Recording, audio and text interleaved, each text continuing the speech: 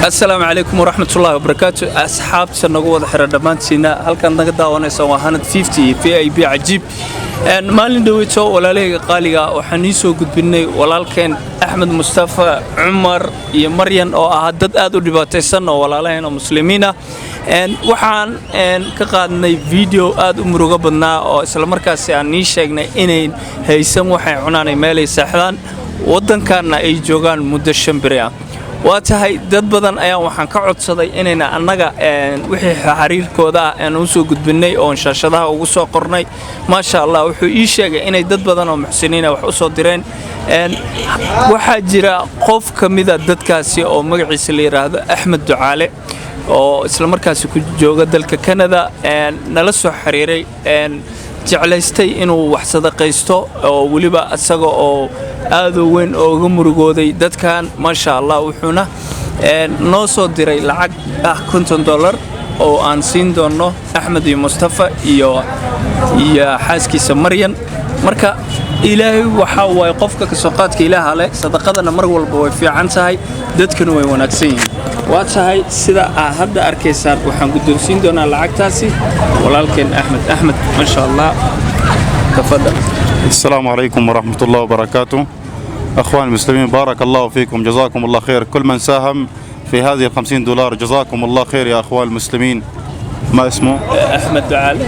أحمد دعالي بارك الله فيك يا أحمد دعالي جزاك الله خير. أعيش في كندا. تعيش في كندا.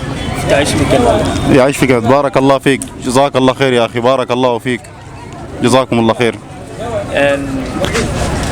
من في هذه أكل أخواني نحن هنا نسكن في نيروبي والله لا نملك إلا رحمة الله عز وجل. نحن أصبح لنا هنا في نيروبي 10 أيام يا أخوان المسلمين ساعدونا بارك الله فيكم يا أخوان لا نملك حق السكن يا أخوان جئنا جديد إلى نيروبي بارك الله فيكم المسلمين أخوة جزاكم الله خير. في هذه مريضة مريم حالي نعم والله هي مريضة يا أخوة زوجتي مريضة يعني بحاجة إلى عملية جراحية ولا لا يوجد معنا المبلغ الكافي يعني. مريم الله يبارك فيكم يا رب جزاك الله خير يا أخوان الله يشافيك ويعافيك يا حبيبي الله يبارك فيكم يا رب.